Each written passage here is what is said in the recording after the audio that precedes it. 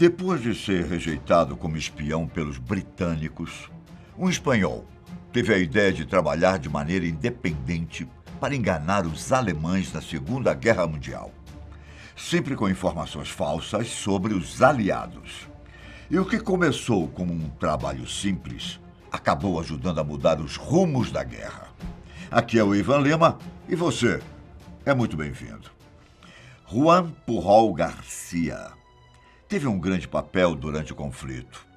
Mesmo rejeitado no começo, ele se tornou um agente duplo do Reino Unido, infiltrado na Alemanha, fingindo ser um fanático a favor do regime nazista. Sem o trabalho dele, é provável que nós não tivéssemos um dia D para lembrar. Só que Juan não era um espião como James Bond. Na verdade, ele não tinha nenhuma experiência com espionagem. Apenas a vontade de fazer a diferença no conflito. Não se sabe muito sobre o passado dele. Apenas que nasceu em 1912 e cresceu em Barcelona, em uma família bem resolvida financeiramente. Até a fase adulta, ele cresceu fazendo um bico aqui, um bico ali. Ele continuou vivendo na Espanha antes da Segunda Guerra. Antes, tentou tomar conta de alguns pequenos negócios que não deram certo. Apenas um deles seguiu em frente, o da fazenda para a criação de galinhas. Por causa disso, ele tinha uma vida relativamente normal. Só que as coisas mudaram quando a Espanha mergulhou em uma guerra civil. Ele foi convocado para servir o exército durante 6 meses. Mas como não se sentia representado por nenhum dos lados do conflito, Juan decidiu não disparar uma única bala. Isso fez com que ele fosse preso pela primeira vez, só que a história não acabou por aí. Juan escapou da prisão ao lado de outros detentos durante uma ação comandada por um grupo de resistência. Foi então que ele encontrou um novo lar em Barcelona, onde começou a trabalhar como gerente em um hotel. Em algum momento dessa época, ele foi detido por pouco tempo pelas autoridades por demonstrar simpatia pela monarquia. Mas era só uma questão de tempo até começar a Segunda Guerra Mundial. E logo no início do conflito, Juan decidiu que queria ajudar os britânicos, por enxergá-los como exemplos dos valores em que acreditava. O problema é que os ingleses não encontraram nenhuma vantagem no trabalho de Juan, um gerente de hotel e antigo dono de uma fazenda. Basicamente, ele não estava apto para uma guerra, e isso foi levado em consideração nas 3 vezes que ele foi rejeitado. Inclusive, quando Juan se dispôs a ser um espião para os britânicos. Fato é que ele também não tinha nenhuma experiência ou relacionamento que o transformasse em um bom agente secreto. Só que, mesmo com as rejeições, Juan não estava disposto a aceitar a derrota. Então, ele fez algo até difícil de acreditar. Ofereceu seus serviços para a Alemanha. O cara conseguiu um visto diplomático e disse aos alemães que costumava viajar para Londres para tratar de negócios, o que rapidamente deixou os nazistas interessados. O curioso é que Juan mal falava inglês na época, mas os alemães acreditaram nele. Por incrível que pareça, decidiram transformá-lo em um informante em Londres. Mas ele não planejava seguir essas ordens.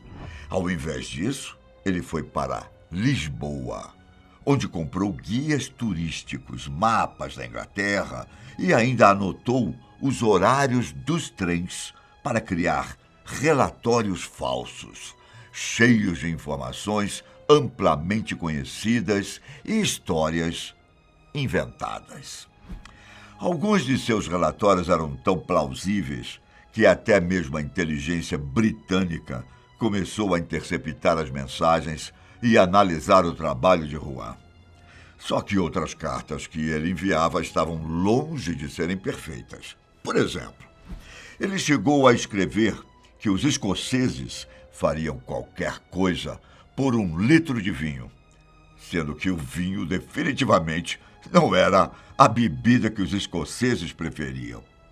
Uma informação que poderia ser facilmente desmentida, mas que convenceu a Alemanha.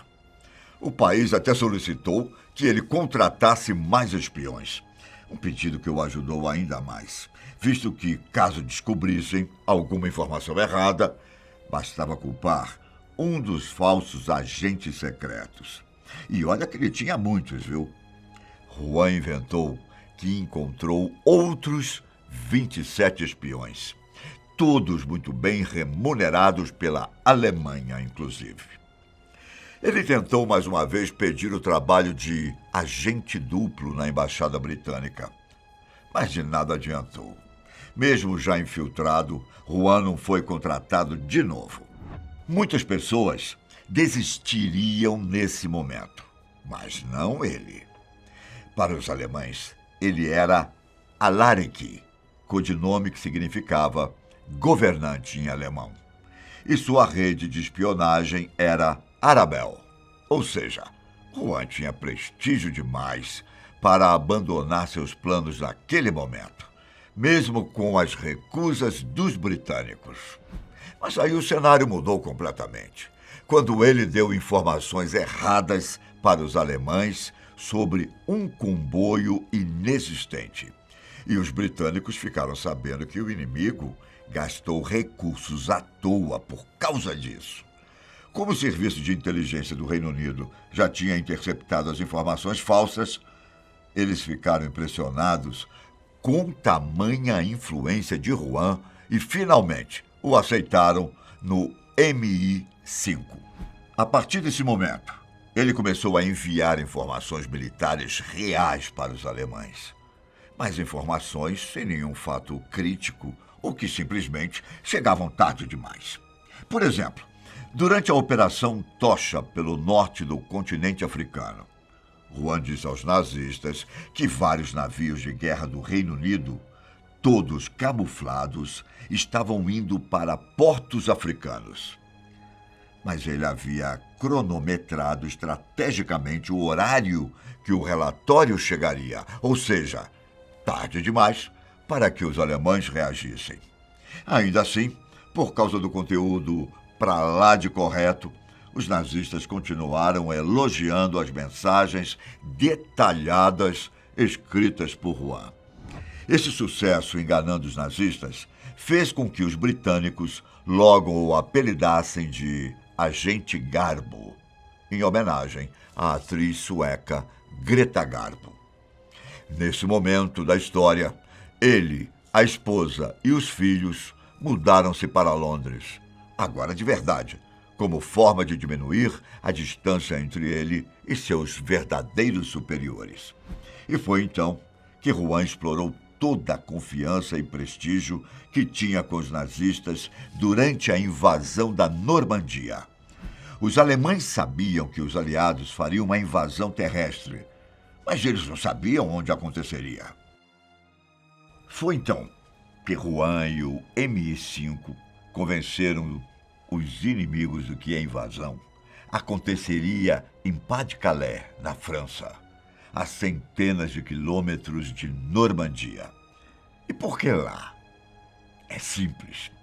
Pas-de-Calais era um local na França mais próximo da Inglaterra, geograficamente falando.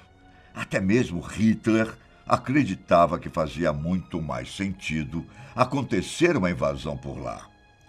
Por causa dessa falsa informação, as forças alemãs não estavam bem preparadas para a real invasão, já que a grande maioria dos soldados foi direcionada para outro lugar. E não foi apenas com a ajuda de Juan que esse plano deu certo. A Inglaterra usou tanques infláveis e navios como chamariz, o que enganou facilmente o reconhecimento aéreo alemão.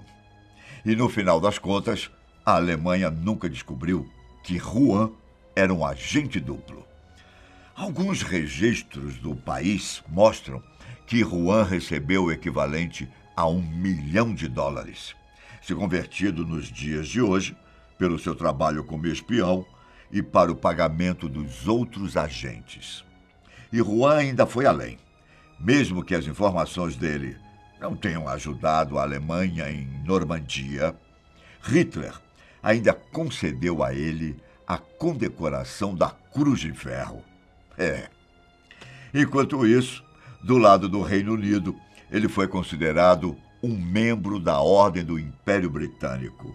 Ou seja, ele recebeu honraria dos dois lados do conflito. Dá para acreditar? Depois que a guerra acabou, ele tomou a decisão de sair da Europa e de se mudar para Caracas, na Venezuela, onde faleceu em 1988. Só que antes disso, o que ele não contava era que muitos ex-nazistas também se mudariam para o país, para fugir da punição por seus crimes. E foi aí que Juan fingiu a própria morte, para se manter seguro de qualquer tipo de retaliação. Mas isso não quer dizer que ele ficou trancafiado em uma casa para sempre. Entre a abertura de uma livraria, um divórcio e outro casamento, Juan deixou a barba crescer e passou a usar óculos para disfarçar. Acabou que a falsa morte dele foi mantida em segredo por décadas, até o momento em que ele foi encontrado por pesquisadores. Será que ele teve sorte ou foi realmente muito esperto, hein? Me diz aqui embaixo e até o próximo vídeo. Um grande abraço. Tchau.